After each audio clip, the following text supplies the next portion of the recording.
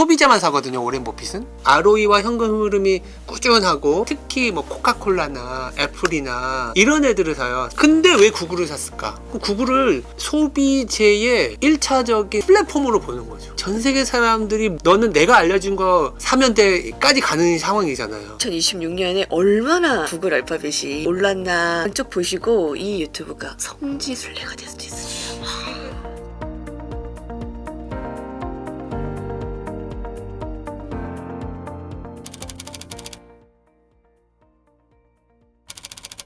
챗GPT를 쓰세요? 제미나이를 쓰세요? 비중이 최근에 제미나이가 조금씩 올라가고 있는 거예요. 네. 뭐 쓰세요 실제로? 지금은 많이 쓰는 건 챗GPT.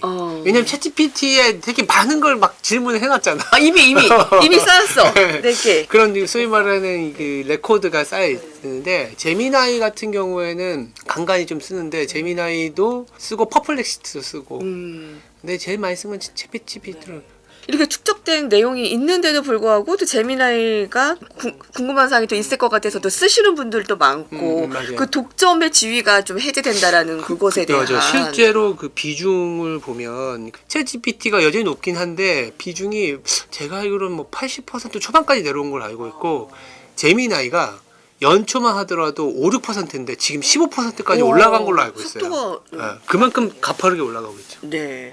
그러면 그와 관련한 그런 주식, 구글, 그 종목, 구글, 네 전망은 어떻게 구글 바뀌게 될까? 구글. 네. 큰형님, 지금의 큰형님은 그 구글인 것 같아. 내년의 키워드는 또 구글. 내년의 키워드도 모르면 버핏 형님처럼.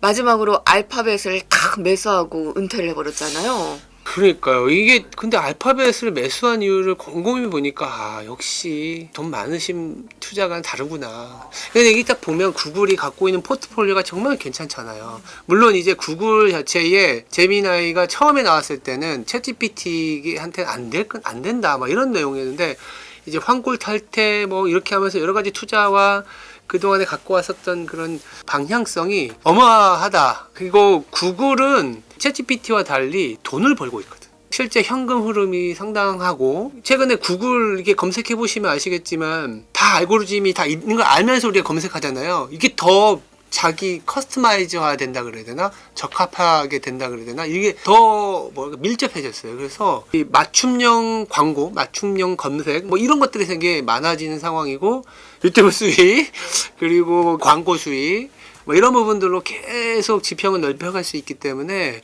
그렇게 보면 소비자만 사거든요. 오렌 버핏은 우리나라처럼 포스코나 삼성전자나 대규모 장치 산업은 사지 않아요.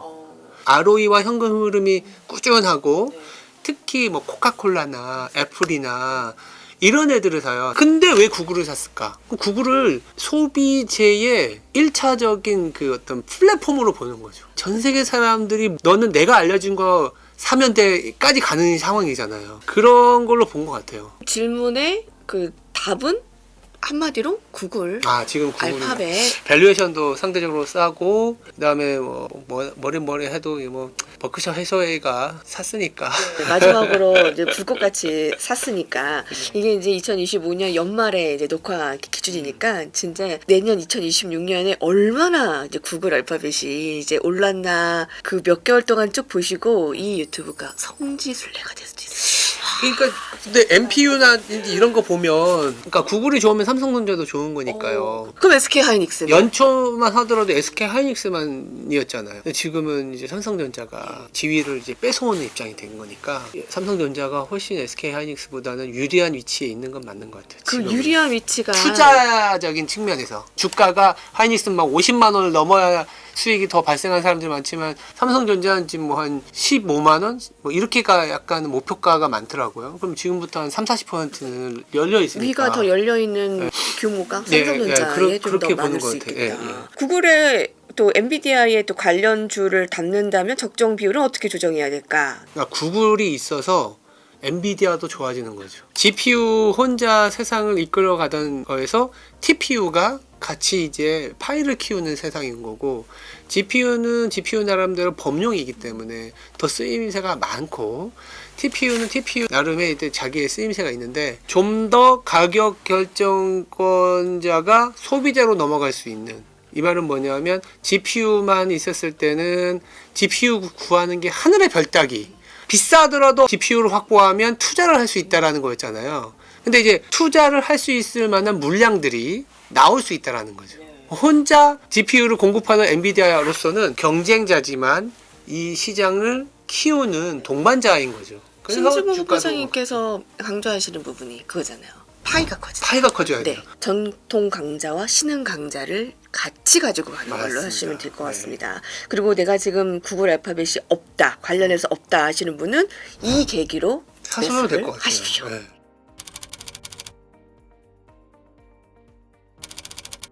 올해 그 신흥국 증시가 더 좋았나요? 아니면 미국 증시도 그 선진국 증시가 더 좋았나요? 신흥국 증시라고 하기에는 우리나라를 제외한 나머지 신흥국들이 그렇게 썩 좋지는 않았어요. 우리나라가 왜 올랐냐 하면 워낙 안 좋았기 때문에. 뭐 그런 것도 있지만 반도체 때문에 오른 거잖아요. 그렇잖아요.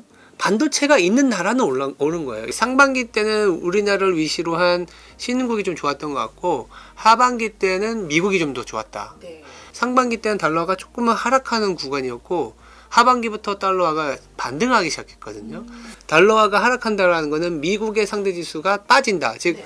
전 세계가 미국보다 수익률이 좀 좋아지는 국면이고 달러화가 좀 반등을 하거나 좀 이렇게 높은 레벨로 가려고 한다 그러면 전 세계 대비 미국이 좀 좋아지는 국면이라고 아니면 수익률이 좋다라고 볼 수 있는데 급격하진 않지만 미세하게나마 상반기보다는 하반기가 이 달러화가 좀 이렇게 올라와 있거든요. 그런 측면에 보면 상반기는 좀 신흥국이었고 하반기는 뭐 미국이었다 이렇게 그러면 말씀드릴 수 있어요. 내년에는 그 기회가 어떻게 좀 변화가 될까요? 내년에는 미국일 것 같아요. 내년엔 미국이다. 금리 내리면 금리 차가 줄어들어서 다른 이머징 국가들이 좋은 거 아닙니까? 라고 하겠지만 돈을 빌려줘도 투자를 할 수 있는 사람이 있어야 되는 거죠. 투자를 할 수 있다라는 거는 기술이 있어야 되고 기술이 있다라는 거는 그만큼의 혁신가가 있어야 되는데 미국은 좀 있는 것 같아요. 그럼 내년에는 이제 미국이 좋을 것 같은데 또 신흥국 안에서는 AI 반도체의 강자 신흥국을 봐야 되겠네. 한국 시장의 참 좋다고도 할 수 있고 나쁘다고도 할 수 있는 게 한국 시장은 보면은 시장을 끌어가는 주도 업종이 있는데 그에 반면에 다 같이 올라가지 못하고 비중 있는 시총이 큰 기업들이 항상 루저들이 있거든요. 네. 맞잖아요. 한국 증시는 그게 또 유독 심한 것 같아요. 맞아요. 지금은 삼젠닉스만 하더라도 시총이 거의 한 30% 넘었죠. 그 두 기업만 가더라도 시장 가버리니까. 아마 또 소외된 분들도 많으실 거예요. 근데 이게 소외되는 게 봉합이 돼서 간다. 이런 시장은 아니었어. 이런 시장은 우리나라는. 아니고 가는 것만 가고. 가는 것만 가고 네. 끝나고 나서는 이제 예를 들어서 예전에는 제약 바이오가 2017년에 상당히 좋았고 그 전에는 화장품이 좋았고 그 전에는 또 자동차가 좋았고 네. 그런 어떤 그때의 빔이 바뀌는 구간이 올 텐데 한국 시장을 내년에 좋게 보는 이유는 뭐 우리나라의 펀더멘탈이 좋아서가 아니라 우리나라에 상장된 미국 관련 AA 밸류 체인이 좋아서 이렇게 봐야 될 것 같아요.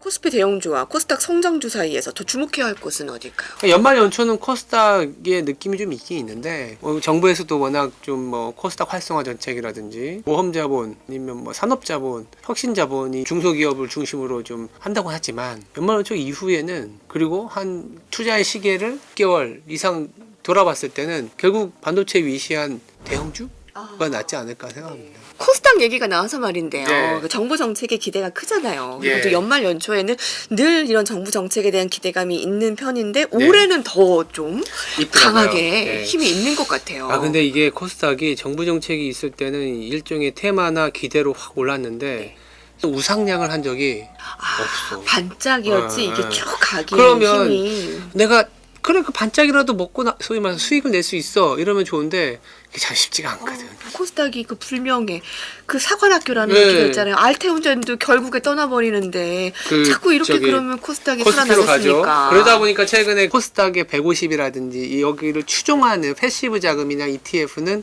결국은 알테오젠이 빠져나간 자리를 누군가는 메꿔야 되는데 그게 뭐 에코프로비엠이니 밑에 있는 ABL 바이오니 이런 식의 논리들은 있긴 있더라고요. 아까도 말씀드리지만 기대감이나 실적이 기반하지 않은 상승은 결국은 우상향을 하지 못했다.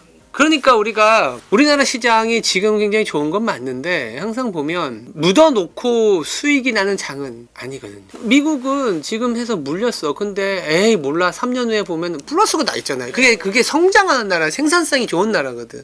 투자를 하는 나라. 근데 우리나라는 지금 4천인데 다들 이제 와서 샀지만 3년 후에 플러스일 가능성은 확률적으로 굉장히 낮죠. 코스피 자체도 지금부터 기대 수익률을 갖고 가기에는 올해부터 내년에 대한 기대가 상당히 높아서 지금 보니까 삼성전자 하이닉스만 하더라도 200조 나온다고 기대를 하고 있던데 그거에 대한 눈높이 조절이 상반기 좀 있을 것 같고 코스닥도 이게 실적이 기반되지 않아서 연말연초는 오를 수는 있거든요. 이런 코스닥 활성화 정책이라든지 뭐 알테오 진입 빠져나간 수급이라든지 근데 이게 어닝으로 보여주지 못한다라고 하면 내년 1, 2월에는 코스닥 조금은 변동성 있지 않을까.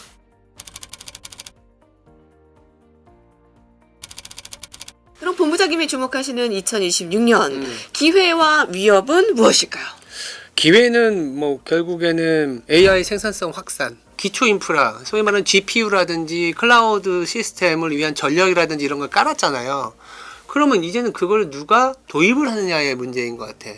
이를테면 어떤 거냐면 우리도 AI를 쓰지만 실제 정말 잘 쓰고 있는지를 잘 모르잖아요. 그럴 때마다 기업들이 하는 거는 컨설팅을 받아요. AI 솔루션 업체들 찾게 됩니다. 그게 이제 IBM이라든지 액센추어라든지 이런 기업들이 최근에 보면 주가는 사실 바닥이라고 얘기하는데 이익에 대한 기대치는 계속 높아지고 있더라고요. 그래서 IBM이나 액센추어가 올라간다는 얘기는 뭐냐면 기존의 레거시 업체들이 AI를 활용해서 뭔가 회사 내부에 솔루션을 도입을 해서 자동화하겠다라는 거고 더 나아가서 이제 그 다음은 뭐냐면 피지컬 AI 말이 피지컬 AI지 우리가 흔히 얘기하는 로봇 이런 거거든요. 그런 게 이제 도입이 되면서 실제 공장이라든지 아니면 최근에 우리나라에도 보면 여러 가지 어떤 자동화된 시스템이라든지 이런 것들이 조금 더 실생활에 가깝게 확산되는 침투율이 약간은 랩업되는 구간이 내년이지 않을까. 그럼 로봇을 볼까요? 로봇도 괜찮을 것 같고, 그러니까 이런 이제 AI 밸류체인이 확장되는데 실제로 AI 솔루션과 피지컬 AI가 더 강해지는 그런 2026년이 기회이지 않을까. 말씀드린 김에 기회이면 위협도 있고 어쩌면 리스크 요인도 있는데 기업 입장에서 투자 과다는 지금 미국은 사실 그 민간의 기업들의 부채 비율이 굉장히 낮아서 여전히 투자를 할 수 있다는 논리들이 많지만 그래도 그 속도가 빠르면 위험하거든요. 부채는 레벨보다는 부채의 증가 속도입니다. 부채의 증가 속도 중에 이제 기업 부채 증가율 같은 걸 잘 봐야 돼요. 그게 지금은 0에서 1, 2% 왔다 갔다 하는데 이게 막 5에서 10% 넘어간다. 그러면 투자 과다거든요. 근데 그 투자 과다가 왔을 때 시장에서는 드디어 더 많이 살 게 생겼네? 이런 얘기 할 거예요. 근데 그럴 때 좀 조심해야 돼요. 그러니까 그런 지표를 봐야 되고 동반해서 기업 대출 증가율이 투자 과다라고 그러니까 시장에서는 좋게 장밋빛으로 얘기하겠지만 동시에 봐야 되는 게 시장 내에서의 힘의 어떤 증가 속도, B2, 신용대출, 레버리지 투자와 관련된 증가 속도가 너무 빨라지면 몇 가지 지표로 판단할 수 있는 건 아니지만 제가 봤을 때는 버블은 밸류에이션이 그때마다 다 달랐어요. 밸류에이션이 비싸다고 해서 빠졌으면 동일했겠죠. 18배일 때도 밸류에이션이 비싸다고 빠진 적도 있었고 금융위기 때는 18배에서 빠졌는데 어떨 때는 막 40배 넘어가도 올라가잖아요. 그러니까 밸류에이션은 그때그때 달라. 다만 투자 과다가 너무 많았을 때는 문제가 되거든요. 지금은 그게 아니에요. 지금은 올라갈 만한 룸이 있으니까 저는 이제 계속 뭐 똑같은 얘기이긴 하겠지만 AI 계속 뭐 갈 수 있습니다라는 얘기를 하는 거라서 결이 같은 거긴 하지만 기회 요인이지만 그 안에서 내년에 그런 침투율이 높아지기 때문에 투자 과다에 대한 얘기들이 나올 수 있고 투자 과다가 아니라 투자 증가로 표현이 나오겠죠. 네. 좋은 말로. 제가 봤을 때는 그게 오버랩 되는 기간이 저는 2026년일 수도 있다. 아니면 늦으면 2027년? 근데 그 이후에 주가 더 가긴 해요. 근데 그때부터 용기가 필요하지. 자, 마지막으로 그럼 내년을 염두한 한국, 중국, 미국 뭐 이런 주식 비중 그리고 이제 여러 자산 전략 내년에도 금은 갈 것인가? 금, 비트코인, 주식 뭐 모두 담고 가야 될 것 같고 주식은 뭐 한국하고 미국이 AI 얘기했기 때문에 중심일 수밖에 없는데 비트코인하고 금은 저도 어렵지만 좀 전에 말씀드렸던 투자 과다라는 부분이 올라갈 때 비트코인이 같이 올라갈 거예요. 금이 갖고 있는 또 하나의 성격은 실질금리하고 중앙은행의 매수가 있거든요. 실질금리는 내려가게 되면 금이 올라가거든요. 근데 연준이 금리 인하 사이클이니까 실질금리 좀 내려갈 것 같고, 근데 중앙은행은 특히 중국과 러시아를 중심으로 한 중앙은행의 금 매입은 계속될 수밖에 없거든요. 그렇다 보면 퍼포먼스 측면에서는 금이 올해 너무 많이 올라서 내년에는 퍼포먼스가 떨어질 수는 있지만 포트폴리오 차원에서의 안정성이나 버블도 해지가 되고 디플레이션도 해지가 되는 거죠. 우리가 모르는 버블이 부러질 수 있어. 그것도 대비해야 되잖아. 국가별로는 그럼 우선순위. 국가는 사실은 뭐 한국, 미국인데 포트폴리오 한 50에서 60은 미국으로 갖고 가고 한 30%는 한국 갖고 가고 뭐 20%는 비만약 희망을 갖고 막 이런 거. 그러니까 이제 한국, 미국 정도로 하는 게 맞는 것 같아요. 오늘 월가워즈 빅터뷰에서는요, LS증권 신증호 경영전략본부장님과 함께 올해를 정리하고 내년에 투자 전략 세우는 데 도움 되셨으면 좋겠습니다. 오늘 와서 감사합니다. 네, 감사합니다.